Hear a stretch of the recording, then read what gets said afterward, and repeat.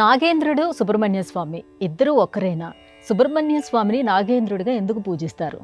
నాగేంద్రహారాయ త్రిలోచనాయ మనందరికీ చాలా సుప్రసిద్ధమైనటువంటి స్తోత్రం.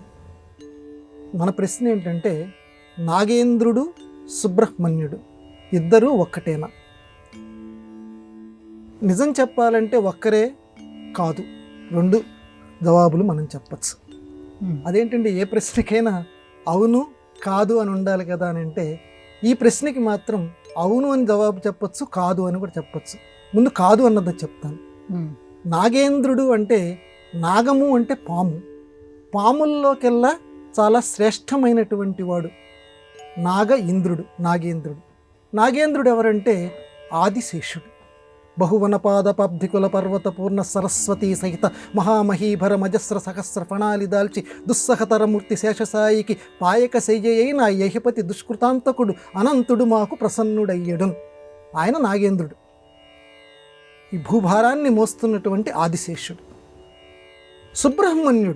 సుబ్రహ్మణ్యుడంటే బ్రహ్మని చరతి, అంటే బ్రహ్మమునందు చక్కగా చరించేటువంటి వాడు సుబ్రహ్మణ్యుడు కుమారస్వామి. ఈయనేమో ఆదిశేషుడు, ఆయనేమో కుమారస్వామి.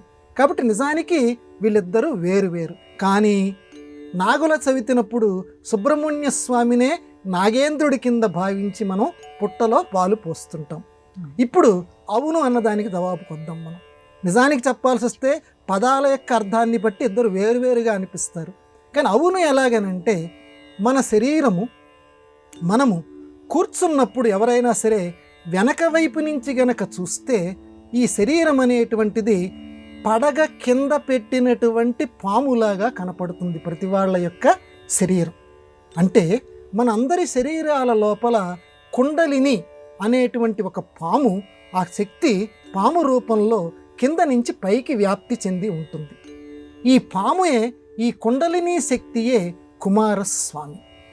కాబట్టి శరీరంలో ఉన్నటువంటి కుండలిని శక్తియే ఎందుకంటే షట్చక్రవర్తులు, ఆయన పేరేంటంటే షాన్మాతురుడు, 6 తల్లుల యొక్క కుమారుడు.